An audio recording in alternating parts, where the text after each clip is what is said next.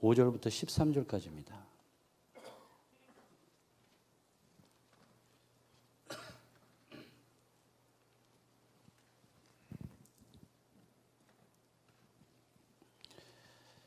제가 봉독하도록 하겠습니다.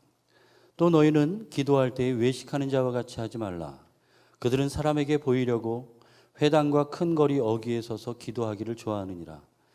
내가 진실로 너희에게 이르노니 그들은 자기 상을 이미 받았느니라. 너는 기도할 때에 내 골방에 들어가 문을 닫고 은밀한 중에 계신 내 아버지께 기도하라. 은밀한 중에 보시는 내 아버지께서 갚으시리라. 또 기도할 때 이방인과 같이 중언부언하지 말라. 그들은 말을 많이 하여야 들으실 줄 생각하느니라. 그러므로 그들을 본받지 말라. 구하기 전에 너희에게 있어야 할 것을 하나님 너희 아버지께서 아시느니라. 그러므로 너희는 이렇게 기도하라. 하늘에 계신 우리 아버지여, 이름이 거룩히 여김을 받으시오며 나라가 임하옵시며 뜻이 하늘에서 이루어진 것 같이 땅에서도 이루어지이다. 오늘 우리에게 일용할 양식을 주시옵고 우리가 우리에게 죄 지은 자를 사하여 준 것 같이 우리 죄를 사하여 주시옵고 우리를 시험에 들게 하지 마시옵고 다만 악에서 구하시옵소서. 나라와 권세와 영광이 아버지께 영원히 있사옵나이다. 아멘. 우리 말씀을 듣기 전에 잠시 기도하고 말씀을 듣기를 원합니다. 제가 기도하고 우리 하나님의 말씀을 듣기를 원합니다. 하나님 감사합니다. 오늘도 주님 앞에 나아갑니다. 하나님 예배하게 하시니 너무나도 감사합니다. 이 예배 가운데에 하나님의 말씀을 듣고 하나님께서 원하시는 것, 하나님이 이루시고자 하는 것을 알게 하시고 그 뜻을 따라 살아갈 수 있도록 하나님 축복하여 주옵소서. 삶의 여러 가지의 모습들로 살아가다가 이 예배 가운데 나온 주님의 성도들 마음 가운데에 혹 위로가 필요한 자들 말씀으로 위로하여 주시고 격려가 필요한 자들 말씀으로 격려하여 주셔서 또한 말씀으로 축복하여 주셔서 삶의 모든 집안에 주님의 말씀으로 승리하는 주의 백성들 되어질 수 있도록 축복하여 주옵소서. 예수님의 이름으로 기도합니다. 아멘. 오늘 하나님의 말씀은 하나님을 향한 우리의 기도라는 제목으로 여러분들이 너무나도 잘 알고 있는 말씀을 가지고 함께 나누기를 원합니다. 우리 한번 따라서 할까요? 하나님을 향한 우리의 기도. 예수님께서는 바리새인들로부터 율법을 어겼다는 지적을 많이 받으셨습니다. 하루는 밀밭 사이를 지나가시는데 제자들이 밀밭 사이를 지나가다가 그들의 생활이 곤고했던 것 같습니다. 아마 밀밭 사이를 지나가다가 그들의 손을 이렇게 뻗어서 걸리는 밀밭들을 이렇게 훑으면서 갔겠죠. 근데 손에 걸리는 이 밀밭 그 사이의 밀들을 손에 넣고 비벼서 까서 먹게 됩니다. 이 모습을 본 바리새인들은 이 예수님의 제자들을 향해서 너희들이 율법을 어겼다라고 이야기합니다. 그리고 예수님을 공격합니다. 예수님께서 하나님의 말씀을 잘 따르지 않는 사람으로 혹은 지도자로 랍비로 그렇게 업신여겼습니다. 그리고 하루는 길을 가고 계신데 한쪽 손이 마른 자를 만나게 됩니다. 손이 한쪽이 마른 이 사람을 보고 예수님께서는 긍휼의 마음을 베풀어 주셔서 이 사람의 손을 고쳐주시게 됩니다. 그런데 이 사건을 보고도 바리새인들은 어찌 그렇게 할 수 있겠느냐라고 따집니다. 아무리 생각해봐도 상식적으로 어려운 사람들을 도와주는 것이 뭐 그리 나쁜 것인가요? 그런데 바리새인들은 잘못됐다고 지적하고 있습니다. 그리고 하루는 또 길을 걸어가고 계셨는데 누군가가 예수님의 옷자락을 만지는 것을 예수님이 알게 되었습니다.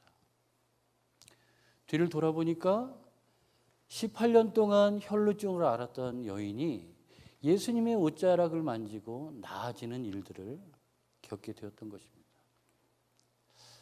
여러분들 혈루증은 아래 하혈하면서 계속 고통 가운데 있었던 이 여인, 많은 돈을 주고 의사를 찾아가서 병도 고쳐보겠다고 그렇게 했지만 결국에 고치지 못했던 여인입니다. 이 여인에게 우리가 쉽게 얘기할 때 이 여인에게 한 가지 바라는 것이 있으면 무엇이겠습니까? 라고 이야기할 수 있는데 여러분들 우리의 마음속에 벌써 답이 있습니다. 바로 그 지긋지긋한 혈루증이 낫는 것입니다. 그런데 이 여인이 예수님의 옷자락을 만지고 나았습니다. 나았으면 여러분들 예수님을 높이고 예수님을 찬양해야 되는데 바리새인들은 그것을 보지 않고 지금 예수님에게 율법을 어겼다라고 이야기하고 있는 것입니다. 제가 이 세 가지의 사건들을 여러분들에게 말씀드렸는데 이 세 가지의 사건들은 공통점이 있습니다. 다 안식일에 있었던 일입니다. 그러면서 성경은 이 일들에 대해서 이야기할 때 그날은 안식일이었다라고 이야기합니다. 그래서 바리새인들이 율법에 대해서 너무나도 잘 알고 있는 바리새인들이 예수님에게 대해서 이야기할 때 어찌 그럴 수 있느냐, 어찌 안식일을 어길 수 있느냐, 안식일 가운데 어떻게 너희가 그런 일들을 행할 수 있느냐, 그것은 하나님에게 위배된 것이다 라고 이야기하고 있는 것입니다. 그것으로 예수님을 공격했습니다. 그런데 예수님은 전혀 다른 방식으로 그 사람들을 대하십니다. 많은 사람들은 이 안식일을 어겼다라고 이야기하는 이 사람들의 모습을 통해서 그게 옳을 것이다 라고 동조했을 법도 한데 오늘 하나님의 말씀 그리고 하나님의 말씀을 전체적으로 다 이해하면서 우리가 들을 때에 예수님은 이러한 말씀들을 하십니다. 안식일은 사람을 위하여 있는 것이다. 너희들이 양 한 마리가 구덩이에 안식일 날 빠졌다면 그 구덩이에 빠진 양을 살리겠느냐 안 살리겠느냐 라고 질문하시면서 안식일 가운데 하나님의 긍휼을 베푸시는 것이 당연하다라고 이야기하고 있습니다. 그러나 당시의 사람들은, 당시의 바리새인들은, 당시의 유대인들은 하나님의 율법을 이야기하면서 하나님의 율법 안에 하나님의 사랑을 가두었습니다. 율법을 지키고자 하나님의 사랑을 바라볼 수 없는 상황들로 몰고 가고 있었습니다. 지금 예수님께서는 하나님 자신이기 때문에 하나님을 누구보다도 더 잘 알고 계신데 그 하나님의 마음을 가지고 긍휼을 베푸십니다. 그래서 밀밭 사이로 지나가던 이 배고픈 제자들이 예수님을 따라다니고 이렇게 있을 때 손마른 자가 고쳐지고 18해 혈루증을 앓고 있던 여인이 고침을 받게 됩니다. 이것은 예수님의 마음에 하나님의 긍휼하심이 있었기 때문에 가능한 것입니다. 이토록 다른 사람들의 가치, 다른 사람들의 관습, 다른 사람들이 맞다고 생각했던 것들을 한꺼번에 깨부십니다. 한꺼번에 다 파하십니다. 이것을 이렇게 표현합니다. 따라합니다. 혁신이라고 이야기합니다. 여지껏 지켜왔던 그 관습들을 다 깨고 묵은 관습들을 다 깨고 새롭게 맞이하는 이 하나님의 그 사랑의 법칙 안에서 예수님은 안식일이 사람을 위하여 있는 날임을 선포하시는 것입니다. 이러한 혁신의 마음 가운데서는 하나님의 마음을 좀 이해할 수가 있습니다. 왜냐하면 하나님께서는 사람을 사랑하고 하나님이 창조하신 그 인간들을 향해서 그토록 불타는 그 마음이 뜨거웠기 때문에 그 안식일에도 그 마음을 숨길 수가 없었던 분이십니다. 안식일에 사람들이 수근수근 될 걸 알면서도 하나님의 아들 예수님은 그 마음을 안식일 가운데 행하셨던 분이십니다. 다시 말해서 무엇이 진정으로 바른 것인지 무엇이 하나님의 법도 가운데 옳은 것인지를 행하셨던 분이십니다. 다른 사람들이 그것이 맞다 틀리다 그렇게 얘기할지라도 하나님께서는 그것이 사랑을 베푸는 일이고 그것이 긍휼을 베푸는 일이기 때문에 안식일에도 예수님은 사랑을 긍휼의 마음을 베푸셨던 것입니다. 이것이 바로 예수님의 혁신입니다. 이러한 예수님의 혁신의 마음을 우리는 오늘 본문 가운데서 좀 볼 수가 있습니다. 오늘 본문 가운데서 기도하는 이 내용들이 나오는데 여러분들 제가 이렇게 질문해 보겠습니다. 기도는 왜 하는 것입니까? 제가 짐작은 했습니다만 아무도 대답하지 않을 거라는 기대를 다시 한번 묻겠습니다. 여러분들 기도는 왜 하는 것입니까? 여러분들 아침에 집에서 나올 때 기도하신 분들 분명히 계실 것입니다. 그죠? 오늘 여러분들은 예배 가운데 나가면서 다 같이 묵도함으로 그러면서 하나님 앞에 기도를 드렸습니다. 그리고 여러분들은 예배가 끝나고 공동체 모임이나 각 부서의 모임을 가운데에 여러분들이 모일 때에 다 같이 기도합시다. 다 같이 기도함으로 마치겠습니다. 이러면서 여러분들은 기도를 할 것입니다. 여러분들의 모든 생활 가운데 기도는 뗄래야 뗄 수 없는 것입니다. 그래서 질문하겠습니다. 기도를 왜 해야 하는 것입니까? 기도를 왜 해야 하는 것이냐 말입니다. 맨날 그렇게 기도하고 살아가는 우리들에게 기도가 왜 해야 되는지 우리는 알고 있으면서도 자신 없게 대답합니다. 따라합니다. 항상 기뻐하라, 쉬지 말고 기도하라, 범사에 감사하라. 데살로니가 전서 5장 16절부터 18절에는 이렇게 얘기하십니다. 그것이 하나님의 뜻이다 라고 말씀하시면서 쉬지 말고 무엇하라고요? 기도하라 라고 이야기하고 있는 것입니다. 쉬지 말고 어떻게 기도합니까? 라고 질문할 수 있지만 이것은 시간적으로 24시간 계속해서 무릎 꿇고 혹은 엎드려서 기도하라는 것이 아닙니다. 계속적으로 하나님과의 관계를 유지하고 하나님 안에 머무르며 하나님이 원하시는 것에 초점을 맞추고 살아가라고 하는 이야기입니다. 여러분들 요즘에 우리 생활 가운데 꼭 필요한 것이 하나 있습니다. 언젠가부터 이것은 우리 손에서 뗄래야 뗄 수 없는 것이 있습니다. 뭐죠? 혹시 여러분들 중에 남편이요, 아내요 이렇게 대답하시는 분들이 계시다면 그 마음 예수님 재림할 때까지 꼭 간직하시기 바랍니다. 네. 여러분들 휴대폰이에요. 휴대폰. 그렇죠? 지하철을 타면 많은 사람들이 예전에는 뭐 옆에 분들하고 얘기하고 막 제가 어렸을 땐 그랬었던 기억이 납니다. 그런데 요즘에는 지하철을 타면 그래 반가워 뭐 이렇게 얘기하다 딱 타고 두 자리가 딱 나면 서로 연인인 것 같음에도 불구하고 둘이 핸드폰을 꺼내서 이렇게 봅니다. 그렇죠? 여러분들 이 휴대폰이 요즘 시대에 되게 중요한 시대가 되었습니다. 그리고 없으면 안 되는 것이 또 되고 있습니다. 뭐 휴대폰에는 여러 가지 기능들이 있죠. 뭐 문자의 기능도 있고, 뭐 인터넷도, 그리고 또 사진을 찍을 수도 있고, 또 여러 가지 기능들이 있어서 우리의 생활 가운데 되게 밀접하게 지금 연결이 되어져 있습니다.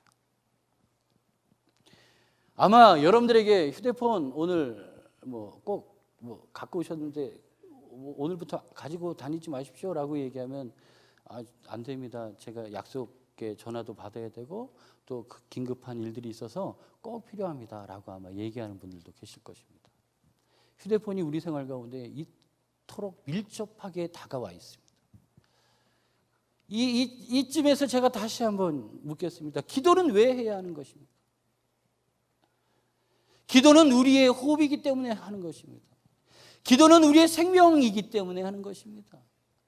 기도는 그냥 말 그대로 가다가 공기가 이렇게 쑥 들였을 때 그냥 들어 마시는 것처럼 기도는 그러한 것 같은 것입니다. 기도는 여러분들 기도하지 마십시오 라고 얘기하면 당장 죽을 것 같은 고통을 느끼게 되는 게 바로 기도입니다.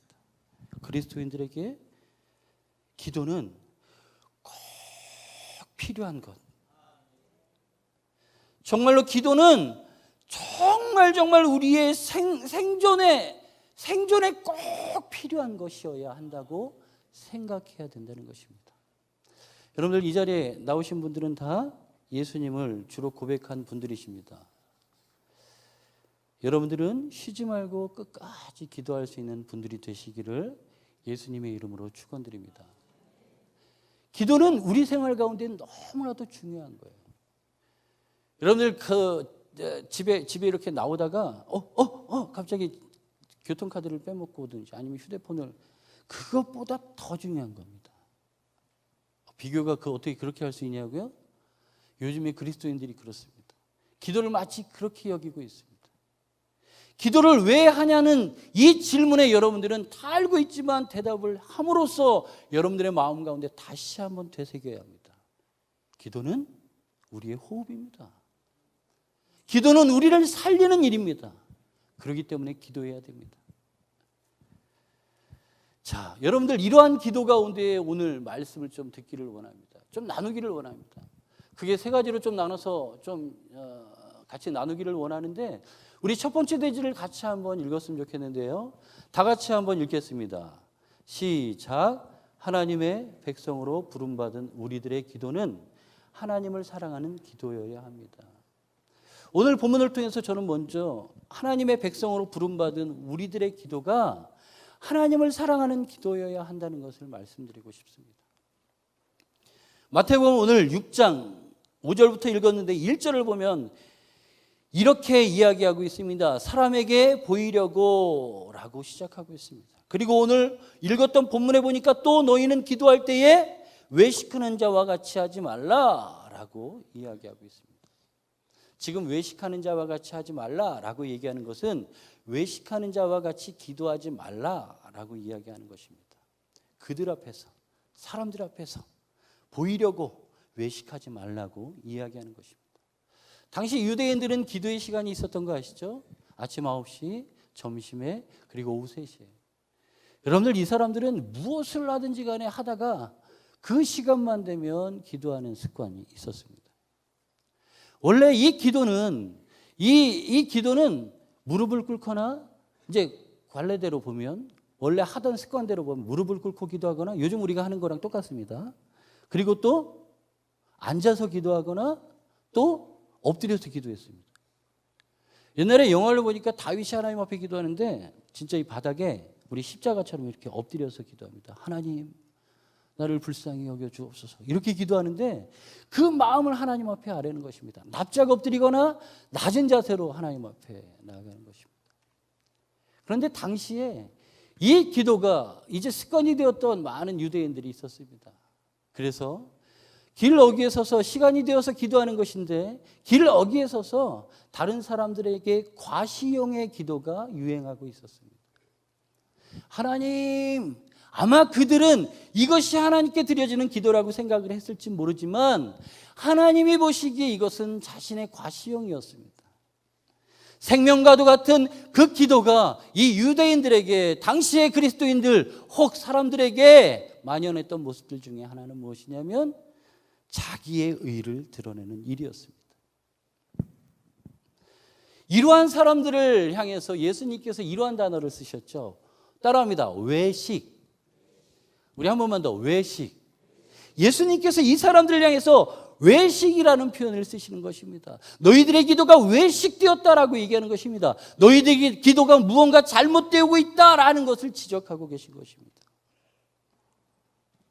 그러면서 예수님께서는 오늘 하나님의 백성으로 부름받은 우리들의 기도가 하나님을 사랑하는 기도여야 한다는 그 첫 번째로 골방에 들어가는 것을 권유하십니다. 당시에 이스라엘 사람들은 로마의 지배를 당하고 있었습니다. 아마 지배를 당하고 있었기 때문에 부유한 생활을 하지 못했습니다. 끼니 때 되면 끼니를 걱정하는 사람들이 간혹 있었습니다. 간혹보다 많았었던 것 같습니다.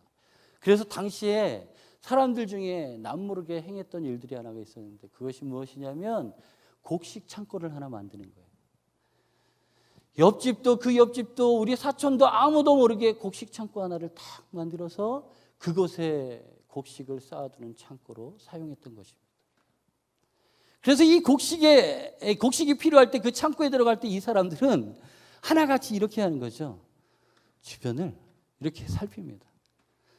살피고 누가 있으면 안 들어가요. 그리고 누가 없으면 살피고 난 다음에 조용히 몰래 들어가서 곡식을 가지고 나와서 그 가족을 위해서 먹고 그 가족이 잘 살 수 있도록 했습니다. 여러분들, 이 곡식 창고에 들어갈 때 나 잠깐 곡식 갖고 올게요 이렇게 얘기하는 사람들이 없었습니다. 왜냐하면 매일 배고픈 삶 속에 이 곡식은 귀한 거기 때문에 다른 사람이 아닌 우리 가족이 먹어야 될 것이기 때문에, 혹은 어떤 상황 가운데 이것이 우리의 생존의 방법이 되기 때문에 여러분들 우리가 곡식을 나누겠습니다 라고 얘기하지 않았다는 것입니다.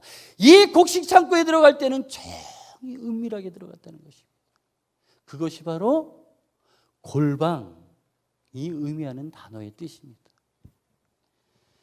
예수님께서는 이 곡식 창고에 들어가듯이 조용하게 은밀하게 들어가라는 것입니다. 아마 들어갈 때 그 모습을 상상해 보니까 뒤꿈치를 들고 이렇게 들어갔을 것 같아요. 들어가면서 우당탕탕 소리가 나면 탁 멈추고 숨을 죽이고 그리고 들어가서 그 남은 곡식을 가져다가 사랑하는 자식에게, 사랑하는 아내에게 나누어서 배불리 먹게 되었던 것입니다. 여러분들, 예수님께서 기도는 이래야 된다고 얘기하시는 겁니다. 골방에 들어가는 기도가 되어야 한다는 것입니다. 우리가 늘 알고 있었던 이 골방, 예수님은 이 골방이, 이 비밀 창고가 우리의 기도의 처소가 되어야 한다는 것입니다. 아마 남자분들은 공감할 이야기입니다. 군대 갔다 온 우리 장례식 때문에 지방을 다녀오면서 김일기 목사님하고 막 얘기하는데 뒤에 우리 전사님들 얘기하시는데, 그렇게 우리 전사님들은 제가 보면 한 병장쯤 되시는 것 같아요, 계급이. 왜냐하면 군대를 그렇게 잘 알아요. 어디에 입대를 해서 어디에서 며칠 지내고 어떻게 지내고 그걸 다 알아요. 자식들을 군대 보낸 그 옛날 10년 지나건 20년 지나건 그때 되면 이분들도 마치 군인인 것처럼 얘기합니다. 그러면서 이야기하는 내용 중에 하나가, 아이고 누가 뭐 해가지고 화장실에서 그렇게 먹었.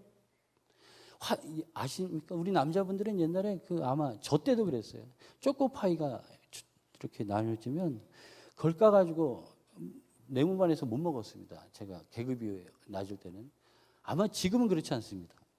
너무 좋아졌어요. 근데 그때는 이걸 까가지고 먹는데 걸리면 안 돼요. 왜냐하면 빠졌다는 얘기를 들어요. 저는 빠졌다는 게 뭔지 모르겠는데 아직도 잘 이해가 안 돼요. 뭐 초코파이를 먹는데 왜 빠졌다고 얘기하는지 모르겠어요. 그 초코파이 하나 때문에 빠져, 그 뜻이 아직도 이해가 안 되는데, 그런데 그것 때문에 저는 화장실에 앉아서, 화장실도 1번 사로, 2번 사로, 3번 사로 이렇게 부릅니다, 남자분들은. 그 사로에 앉아서 눈물을 머금고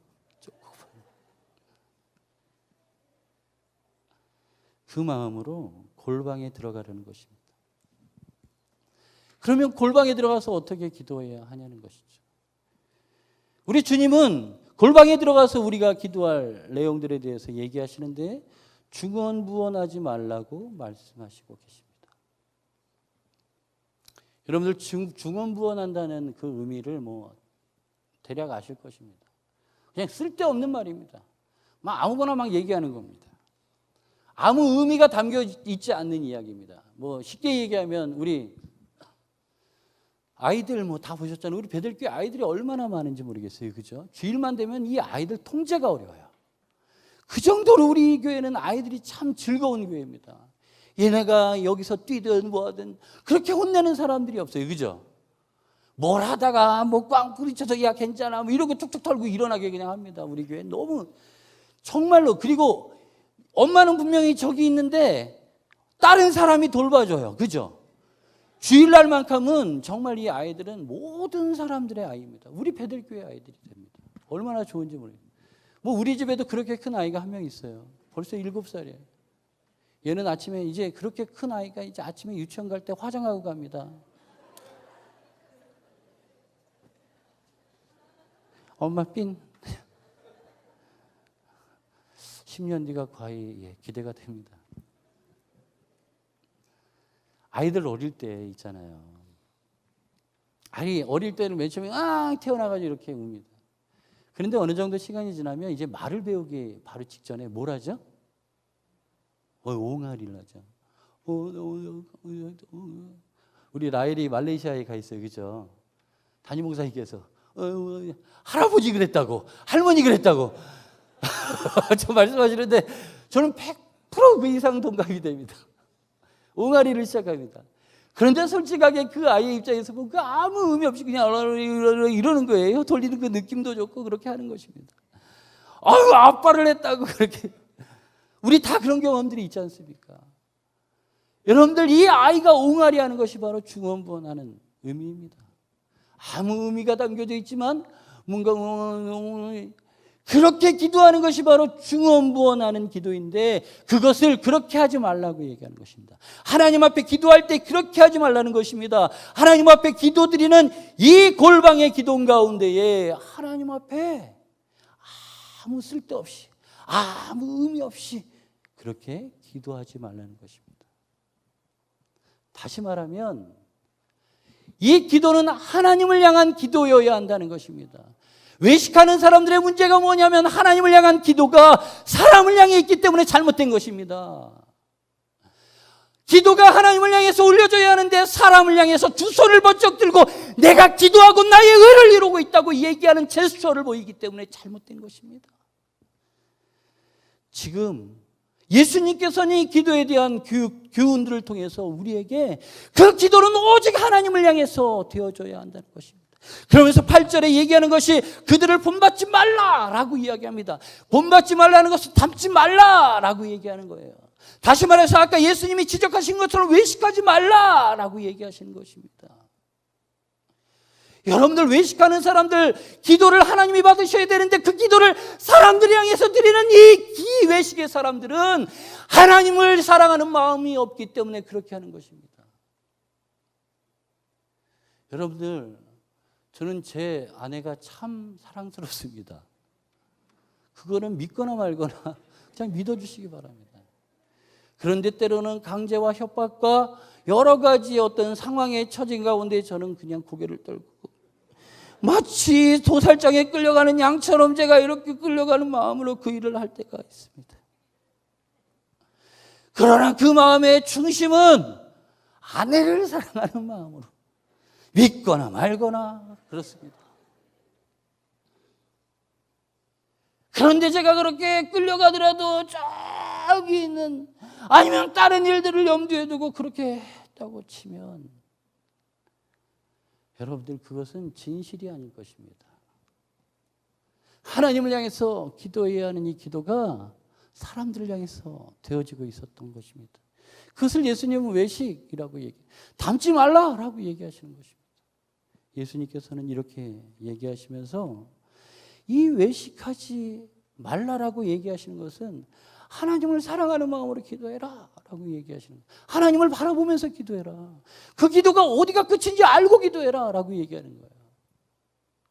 골방에 들어가서 사람들에게 떨어지는 그 기도를 하지 말고, 사람들이 듣고 그 귀에 즐거운 기도를 하지 말고, 하나님을 향한 기도, 그 기도의 중심에 하나님을 사랑하는 마음을 담고 오직 하나님 앞에 외식하지 않는 기도, 그것을 하는 것을 예수님께서는 우리들에게 알게 하시는 것입니다. 여러분들은 골방에서 중언부언하지 않으며 하나님을 사랑하는 마음으로 기도하는 삶을 살기를 예수님의 이름으로 축원드립니다. 아멘. 우리 두 번째입니다. 우리 두 번째도 한번 다 같이 읽어볼까요? 시작. 하나님을 사랑하는 자들은 하나님의 나라를 위하여 기도해야 합니다. 나라를 위한 기도여야 합니다. 예, 저거나 이거나 똑같습니다.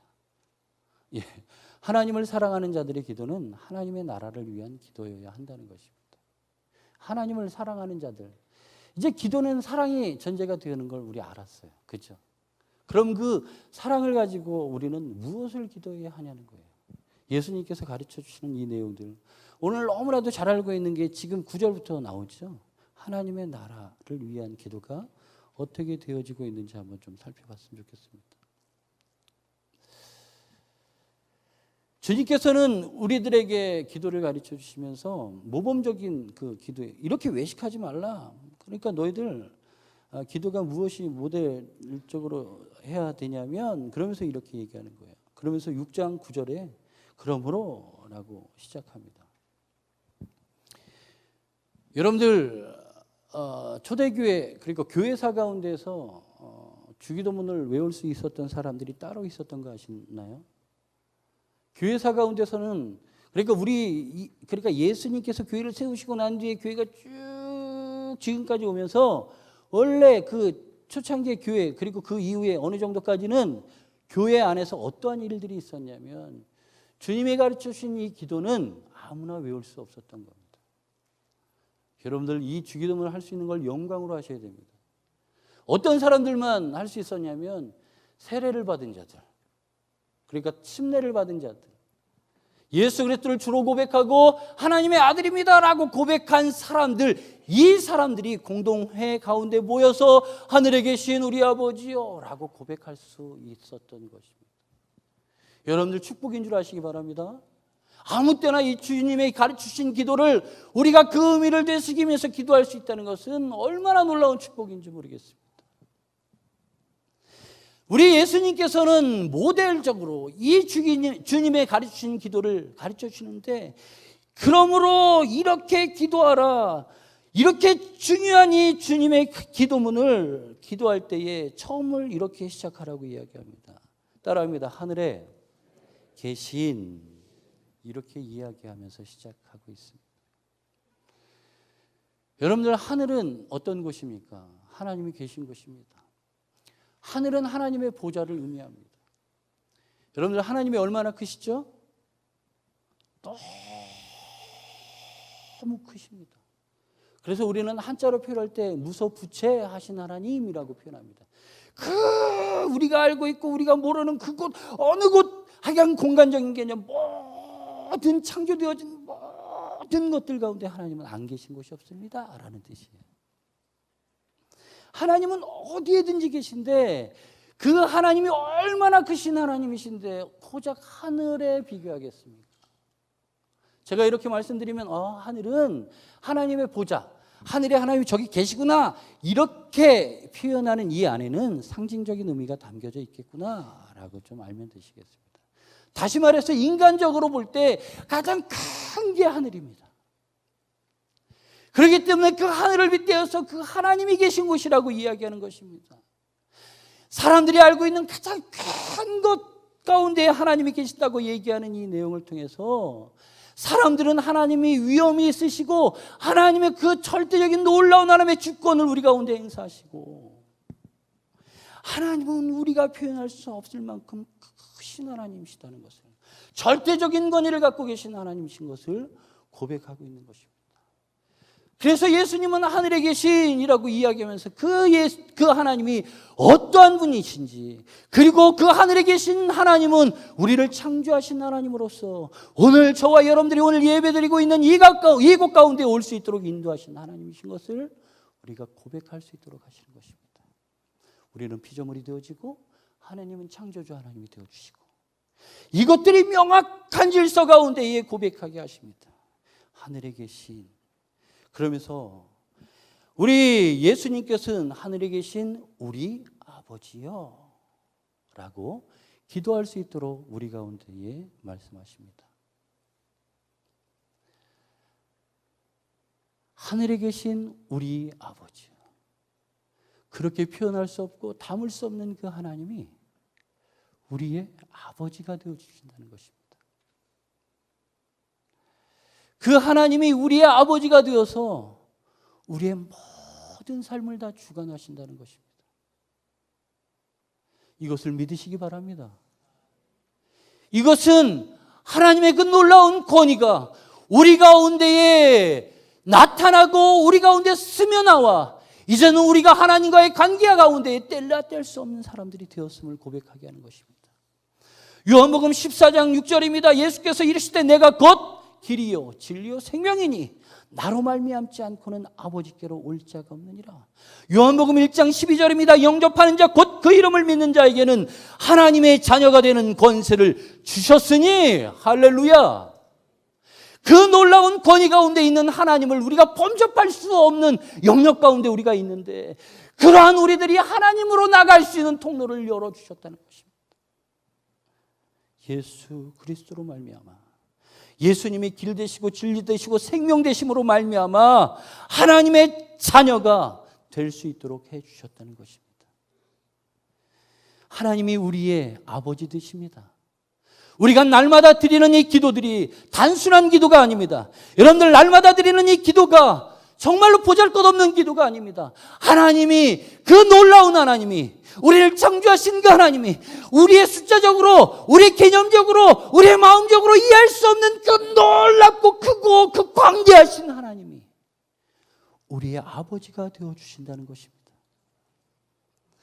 이렇게 하나님을 아버지로 고백할 수 있도록 부르시는 하나님께서는 우리들을 하나님의 나라를 위해서 계속적으로 기도하게 하시는데, 하나님의 나라, 이름과 나라와 뜻을 위해서 기도하도록 우리를 부르십니다.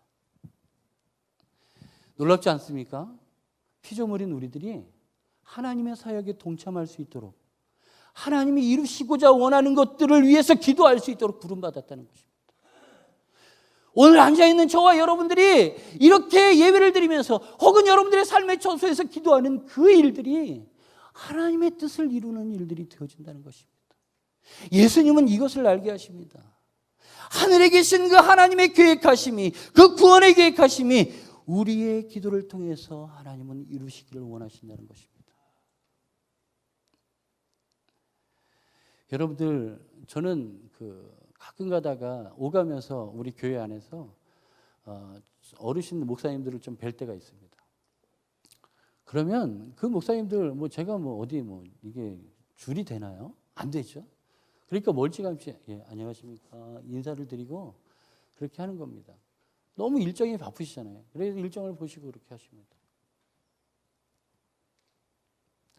아마 그분이 갑자기 저를 불러서 이건희 목사 총회에서 이런 일을 하고 있고 교단에서 이런 일을 하고 있는데 와서 해 라고 얘기한다면 저는 너무 기쁘겠죠.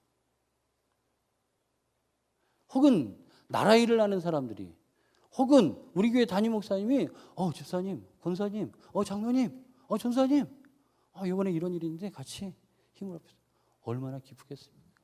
그런데 하나님이, 하늘에 계신 그 하나님이, 놀라운 권위를 갖고 있는 그 하나님이, 놀라운 능력을 갖고 계신 그 하나님이, 창조주 하나님이 저와 여러분들을 하나님의 이름의 거룩함을 위하여, 하나님의 통치가 이루어지는 나라를 위해서, 하나님의 구원의 계획을 이루시는 그 뜻을 위해서 간구하도록 저와 여러분들을 부르셨다는 것입니다.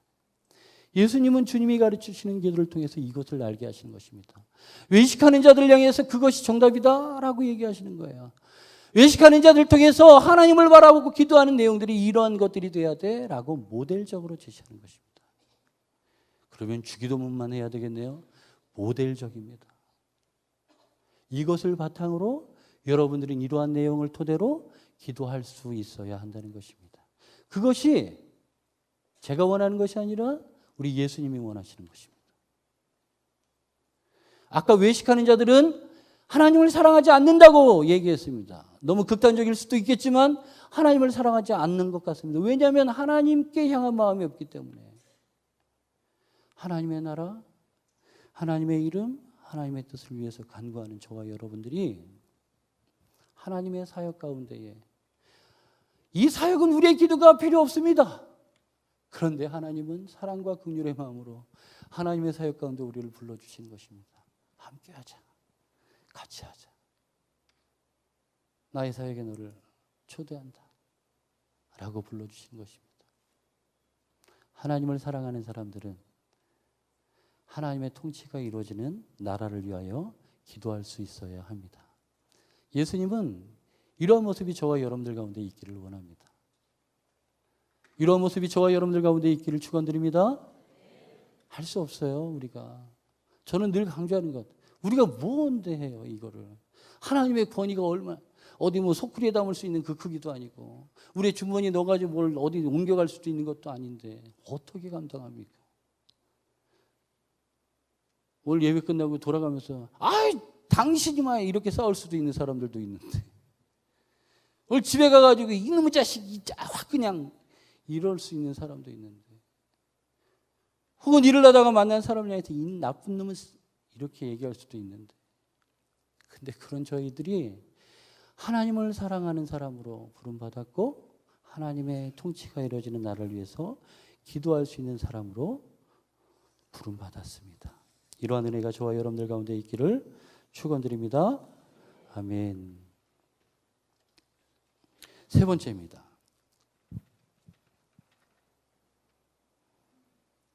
우리 다 같이 읽어보도록 하겠습니다. 시작.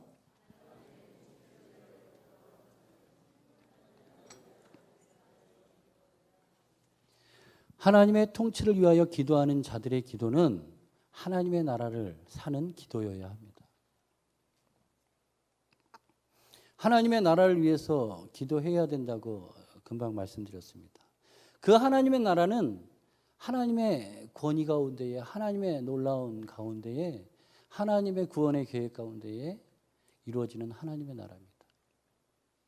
그 하나님의 나라를 위해서 저와 여러분들이 기도해야 됩니다 라고 말씀드렸는데, 우리 세 번째는 그러한 하나님의 통치를, 그러한 하나님의 나라를 위해서 기도하는 자들은 하나님의 나라를 살아가도록 기도해야 한다는 것입니다. 언제? 오늘. 언제? 지금. 언제? 바로 이 순간. 하나님을 살아가야 된다는 것입니다. 우리의 기도가 그래야 된다는 것입니다. 하나님 앞에 높이는, 하나님 앞에 아뢰는 이 기도는 하나님이 원하는 기도여야 합니다.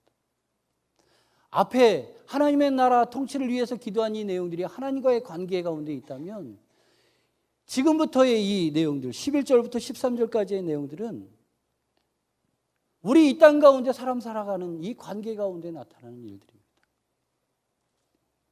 먼저 11절을 우리가 한번 좀 읽어볼까요? 이거는 정말 저는 기도를 해도 저도 헤어나올 수가 없는 이 기도의 제목입니다. 11절입니다. 시작. 오늘 우리에게 일용할 양식을 주시옵고. 일용할 양식을 위해서 기도하라는 것입니다. 무엇을 먹을까, 무엇을 입을까 걱정하지 말라고 얘기하시는 그 주님 앞에서 우리는 일용할 양식을 구해야 된다는 것입니다. 여러분들 일용할 양식을 구하는 것이 쉽습니까? 어렵습니까? 너무 어려워요. 정말 어렵습니다. 한 끼니를 위해서 기도한다는 것 너무 비참합니다. 너무 힘듭니다. 여러분들 일용할 양식을 위해서 기도한다는 것은 하나님을 사랑하고 하나님의 통치를 인정하고 고백하는 사람들이 드릴 수 있는 기도입니다. 여러분들 하루에 한 끼니를 위해서 기도한다는 것이 쉽지 않습니다. 하나님을 사랑하는 마음으로 그 가운데 하나님의 통치가 이루어지기를 원하는 마음으로 이 한 끼가 나에게 주어지는 이 한 끼가 하나님을 인정하는 한 끼가 되어질 수 있다는 것은 놀라운 일입니다. 내가 한 달 동안 열심히 일해서 벌어지는 이 월급이 나한테 들어오는, 그리고 그것을 주시는 것이 사장님이 아니라 하나님이 되어진다는 것을 인정하기에는 너무 어렵습니다. 주관하는 여러 가지 일들을 통해서 하나님 나에게 부어주시옵소서 기도하는 그 기도 가운데에 우리는 하나님의 축복을 바라고 기도합니다.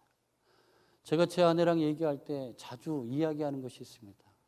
베델교회에서 설교 들으면 그렇게 살면 안 돼. 우리가 그렇게 살면 안 돼. 왜냐하면 우리 교회는, 제가 참 교육자 생활을 여러 해, 우리 선배 목사님들에 비하면 아주 택도 없지만 그래도 밖에 나가면 그래도 몇 년 더 한 사람인데, 경험해 보면 우리 교회 목사님처럼, 담임 목사님처럼 설교하시는, 그리고 우리 교회 목사님들처럼 설교하시는 목사님들이 드뭅니다. 잘 돼도 하나님의 뜻, 안 돼도 하나님의 뜻이라는 것입니다. 그걸 인정하는 게 얼마나 어려운지 모르겠습니다. 한 끼가 내 밥상에 올라오는 것, 그것이 하나님의 뜻이라는 것. 베델교회에서는 그렇게 말씀을 듣습니다. 이것도 또한 하나님의 인도하심이다. 그걸 알면서 우리는 우리의 마음속에 저 밑에서 그래도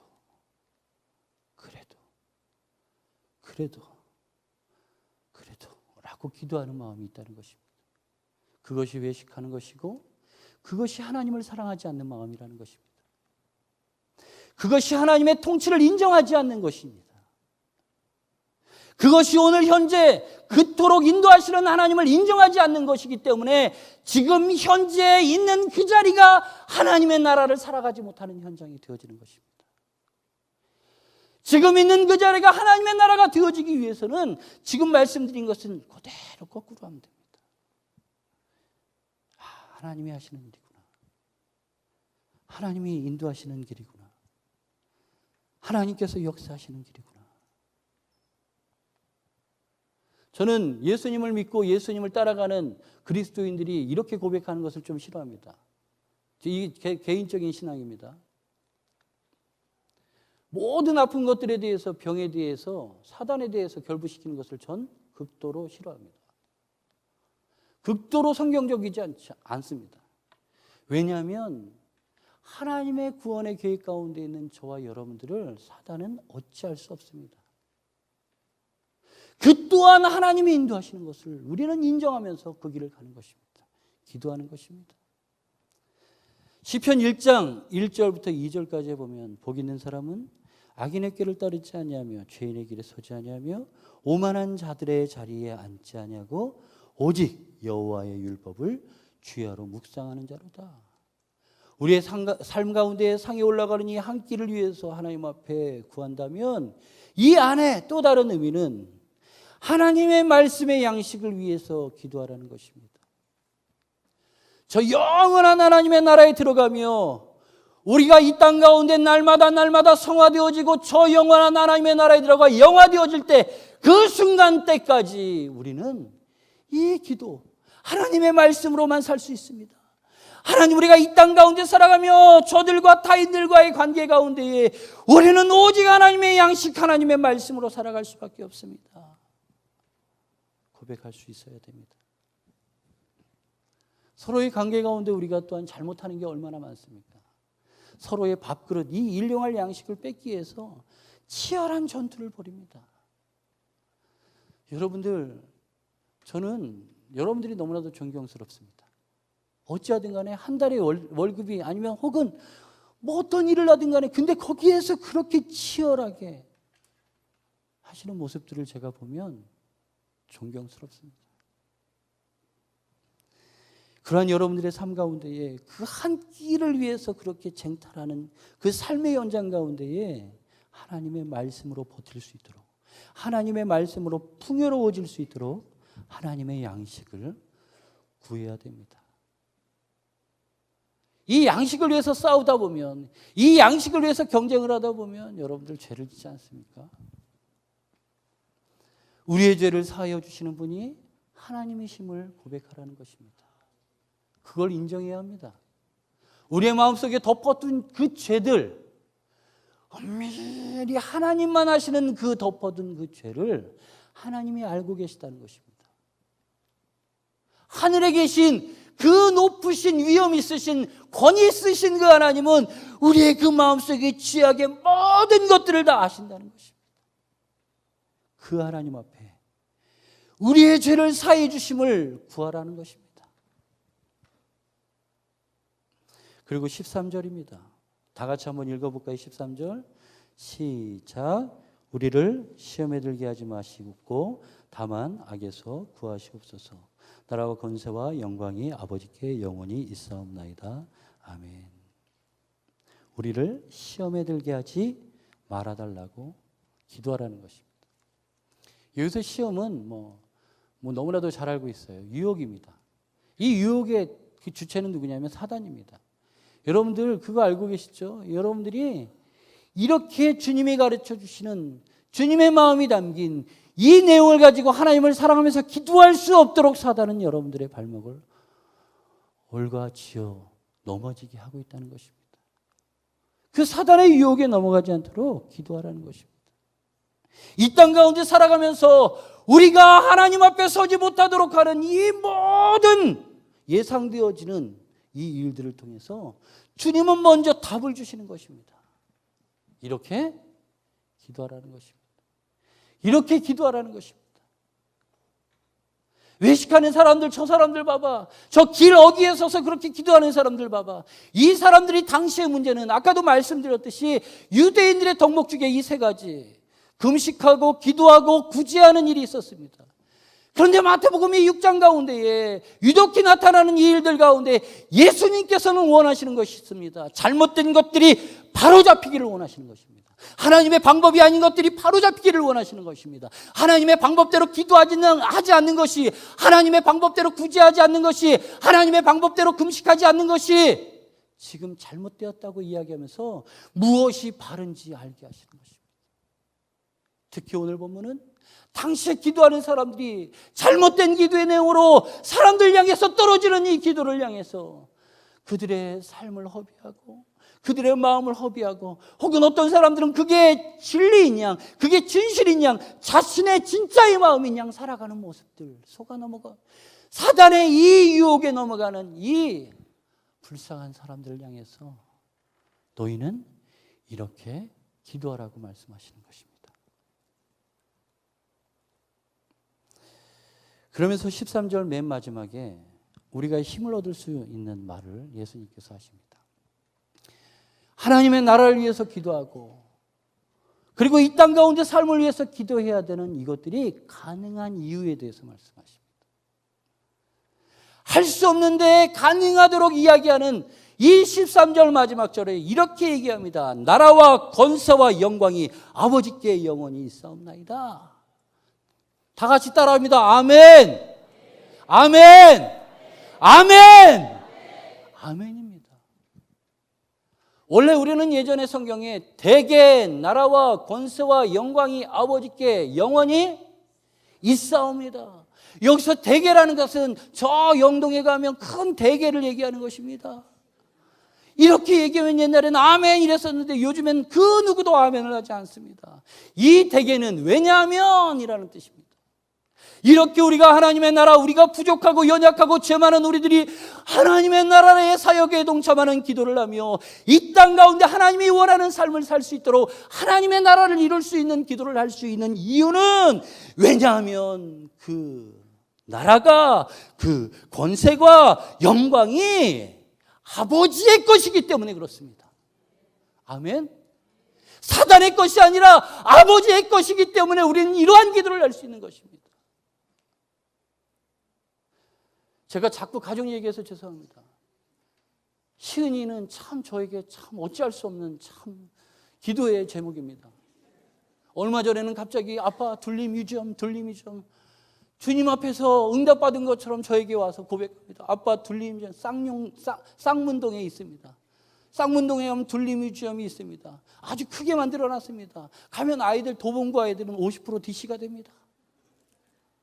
거기 아빠 둘림이 좀 그래서 갔습니다.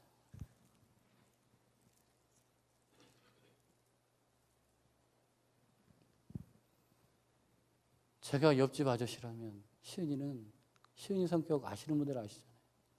말 한마디 못 겁니다. 교회 분들이 용돈 많아 이렇게 주면 아빠가 이러는 아이입니다. 누가 지나가다 이쁘다 그러면 엉덩이를 빼고 그렇게 씩 이러는 아이입니다. 그런데 집에 가면 빨개 먹고 목욕탕에 야 아빠 이러고 돌변하는 아이입니다. 왜 그러겠습니까? 제가 아빠기 때문에 그렇습니다. 저는 교회에서 아이들을 가르치면서 아버지의 마음을 조금 이해했다고 생각을 했습니다. 근데 시은이를 나보니까 또 아버지의 마음이 이런 마음도 있구나. 조금 이렇게 더 이해할 수 있게 되는 것 같습니다.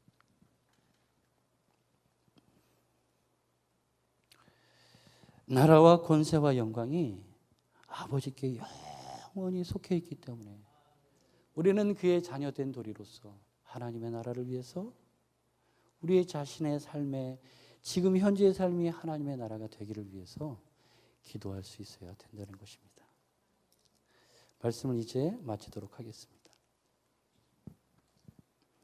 하나님께서는 우리의 관습을 깨시고 기도하시도록 혁신하신 분이십니다. 이전에 그렇게 살았던 모든 것들을 가치관들을 아주 냉정하게 다 파하신 분이십니다. 우리가 예수님을 믿고 살아가기 이전의 삶을 되돌아보면 하나님께서 우리의 가치관을 얼마나 돌려놓으셨던지 하나님께서 우리의 삶을 얼마나 다른 삶이 되게 하셨는지 알 수 있습니다. 하나님께서는 우리의 관습을 깨시고 우리의 가치관을 바꾸시고 우리가 이제 하나님의 뜻에 합한 기도를 할 수 있는 주님의 백성으로 온전히 서기를 원하십니다.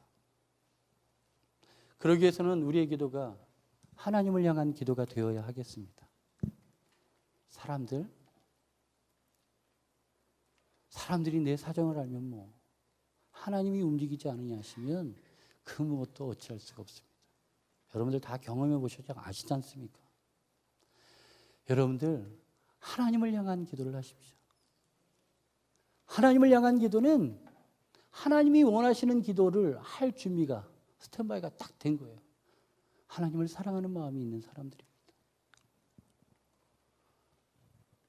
저와 여러분들이 주님께서 가르치신 이 기도의 내용들을 통해서 이 땅 가운데에 외식하지 않고 사람들을 닮지 않고 오직 예수님을 닮아가며 하나님의 거룩한 나라의 그 거룩하신 의미 가운데 우리가 사용되어지는 귀한 지체들이 되어지시기를 예수님의 이름으로 축원드립니다. 아멘. 잠시 기도하겠습니다.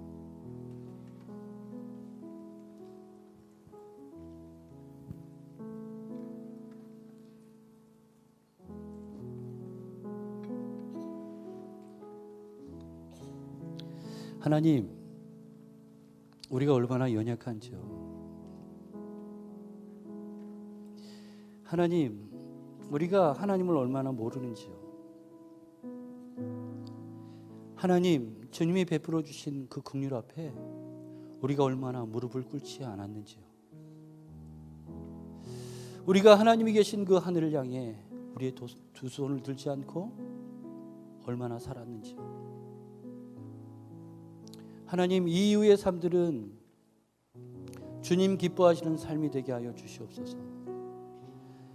이 이후에 만나는 모든 기도의 순간들 가운데에 하나님의 나라를 위하여 간구하며 이 땅 가운데 살아가는 우리의 삶에 하나님의 나라가 이루어지는 기도를 드리게 하여 주옵소서. 세상 사람들이나 구하는 그 외식적인 기도가 아니라 세상 사람들이나 원하는 그 중언부언 아무 의미 없는 기도가 아니라 하나님께로 정확하게 향하는 기도, 하나님의 마음 가운데에 정확하게 들리는 기도, 그리하여 하나님의 나라를 위하여 기도하며 그 기도 가운데 역사하시는 하나님의 은혜가 우리의 삶에 하나님의 나라로 이루어질 수 있는 놀라운 축복을 보게 하여 주시옵소서. 오늘도 이러한 마음을 가지고 주님 앞에 나아갑니다. 우리가 주님 앞에 나아갈 때에 또한 마음을 가지고 또한 물질을 드리며 하나님 앞에 나아갑니다. 이 시간 하나님 앞에 드리는 손길들을 축복하여 주시고 축복하여 주옵소서. 이들의 삶의 연장 가운데에 일용할 양식을 위해서 그토록 힘들게 살았는데 그 일용할 양식을 위해 살아가는 현장이 하나님의 나라가 임하는 자리가 되게 하여 주옵소서. 하나님의 나라를 인정하는 자리가 되게 하여 주옵소서. 그리하여 드려지는 이 물질들이 다시금 하나님의 나라의 확장을 위하여 쓰여지게 하시고 더 많은 사람들이 예수님을 믿으며 예수님 앞에 나아가는 예물로 사용되어 줄 수 있도록 축복하여 주옵소서. 혹시 물질이 없어 드리지 못하는 손길들이 있습니까? 동일한 은혜로 채워주셔서 저들의 마음을 예물로 받아주시고 저들의 상한 심령을 찢어 주님 앞에 드리며 나아가는 이 시간 하나님의 긍휼하심으로 하늘의 문을 열고 주님의 은혜를 퍼 주옵소서. 주님의 은혜로 이 땅을 살게 하여 주옵소서. 축복하며 예수님의 이름으로 기도합니다.